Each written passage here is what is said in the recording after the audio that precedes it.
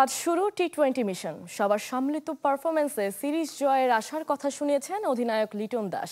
নিজের দায়িত্বের কথাও মনে করেছেন। ভারত পাকিস্তান যুদ্ধের প্রভাবে সিরিজের সূচি বদলে লাহোরের গাদ্দাফি স্টেডিয়ামে ফিরছে খেলা। ম্যাচ ঘিরে থাকছে বাড়তি নিরাপত্তা। 3 ম্যাচ সিরিজের প্রথম টি-20 শুরু রাত 9টায়।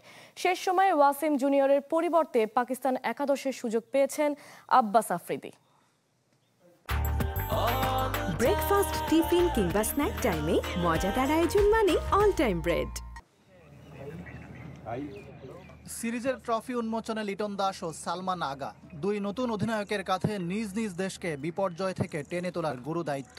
টি-20তে বাংলাদেশ পাকিস্তান দুদলই পার করছে বাজে সময়। আরব আমিরাতে বেরিয়ে আসে টাইগারদের হতশ্রী চেহারা। তার আগে ঘরের মাঠে জিম্বাবুয়ের বিপক্ষে টেস্ট হার, সব মিলে ব্যর্থতার 16 কলা পূর্ণ। পাকিস্তান সিরিজের আগে ভুল থেকে শিক্ষা নেয়ার সেই পুরনো বার্তাই দিলেন লিটন দাস।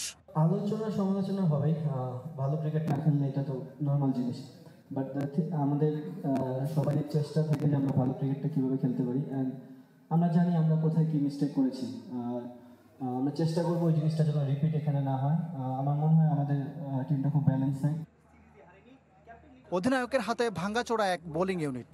আগে থেকেই ইনজুরিতে সেরা পেসার তাসকিন, আইপিএল খেলতে গিয়ে চোটে পড়েছেন মোস্তাফিজও। যারা আছেন তাদের উপর আস্থা রাখা ছাড়া উপায় নেই লিটনের। তাসকিন অ্যান্ড ফিজ দুটা আমাদের কি ফ্যাক্টর, এবং এটা একটা ভালো দিক যে তারা যখন না খেলবে তখন সেই জায়গাটা কে দখল করবে, কে ওই জায়গায় বসবে।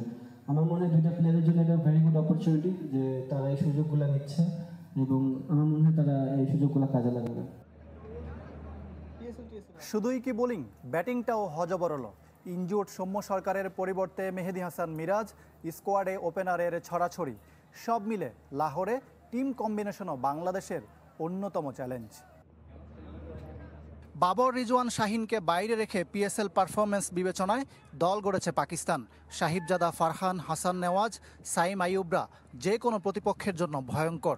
তবে হেড কোচের মতো পাক অধিনায়কও সমীহ করছেন প্রতিপক্ষকে। বাংলাদেশ অবশ্যই ভালো দল, তবে কোনো নির্দিষ্ট ব্যাটার কিংবা বোলারের নাম বলতে চাই না। দল হিসেবে তাদের ভালো করার সামর্থ্য আছে। পাকিস্তানের ব্যাটিংয়ে পরিবর্তন আসলেও নাসিম শাহ, হাসান আলী, হারিস রৌফদের নিয়ে অভিজ্ঞ বোলিং ইউনিট দিয়ে এই ফরম্যাটে ঘুরে দাঁড়াতে মরিয়া স্বাগতিকরা। ইকরাম হোসাইন, চ্যানেল 24, লাহোর, পাকিস্তান।